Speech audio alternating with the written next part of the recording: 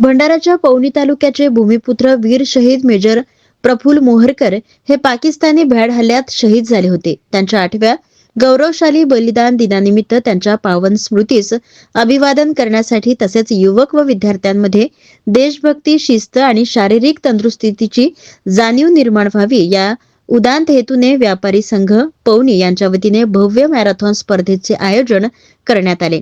या मॅरेथॉनमध्ये पवनी परिसरातील युवक, युवती, विद्यार्थी, व्यापारी संघाचे पदाधिकारी व सदस्य तसेच मोठ्या संख्येने नागरिकांनी उत्स्फूर्त सहभाग नोंदवला.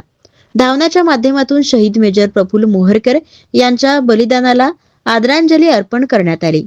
देशसेवेची प्रेरणा, सामाजिक एकोपा आणि आरोग्याबाबत जनजागृती घडवून आणणारा हा उपक्रम नागरिकांच्या विशेष कौतुकास पात्र ठरला.